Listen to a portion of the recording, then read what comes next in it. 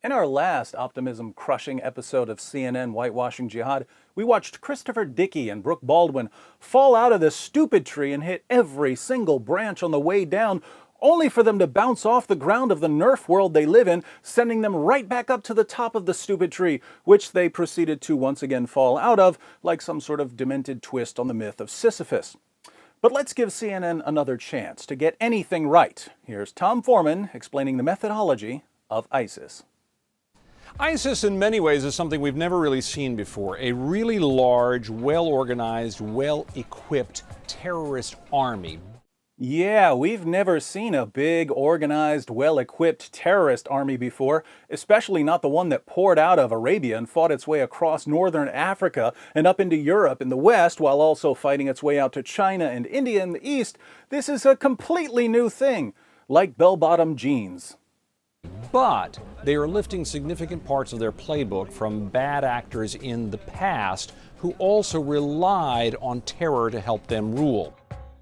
Wait, did he just admit that ISIS is following a playbook here? They are lifting significant parts of their playbook from bad actors in the past. Oh my goodness, finally CNN is acknowledging that ISIS is simply following a playbook. I can't wait for CNN to take us through this playbook and show all of us helpless viewers where ISIS is getting its tactics. Let us have it, Tom Foreman. For example, the Vikings, way back in the 8th century, were known for such frenzied and vicious attacks on the villages they went after that often people would simply lay down their arms or run away to try to avoid annihilation.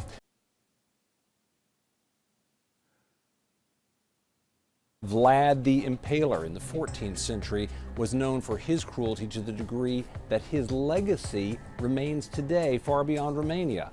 Vlad the Impaler? Let me see if I've got this straight. ISIS has been known to crucify some of their victims, but when these jihadists crucify people, they're not following Allah's command in chapter 5, verse 33 of the Quran to crucify people who commit the vague crime of making mischief in the land. No, they're taking a page from the playbook of Vlad the Impaler, who put people on poles, which is kind of like crucifixion. So when you think about ISIS crucifying people, don't think about the Quran verse that commands it. Think about Vlad the Impaler. In World War II, of course, Adolf Hitler's Nazis were feared for the cruel efficiency of their military attacks, the Blitzkrieg among them, and of course the slaughter of millions of Jews. Well, some of these ISIS types are big Hitler fans, and if you study your Nazi history, the feeling was mutual.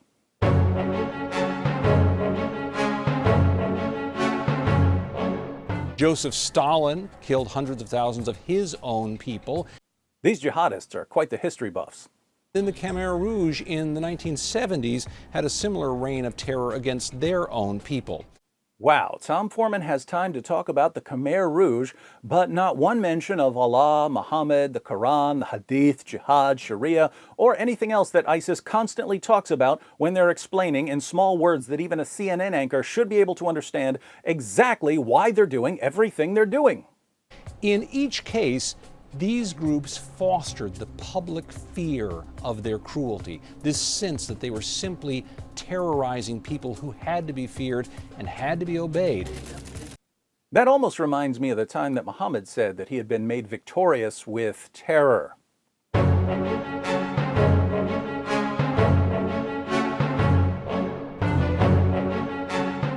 And now ISIS is doing the same thing through these videos being carefully placed on social media sites and shared around the world.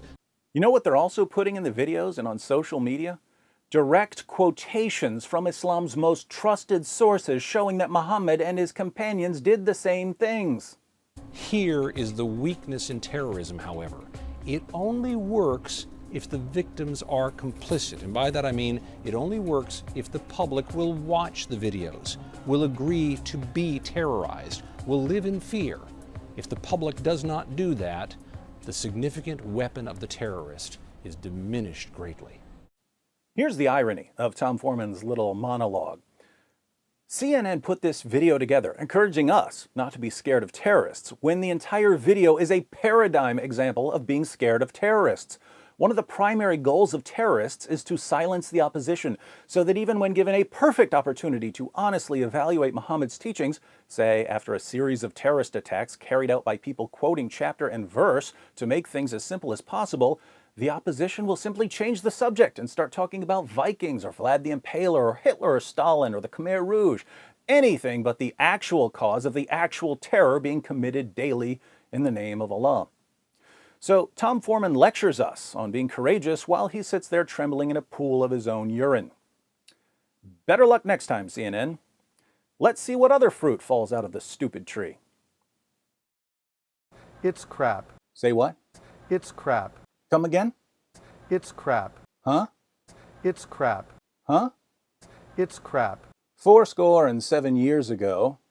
It's crap.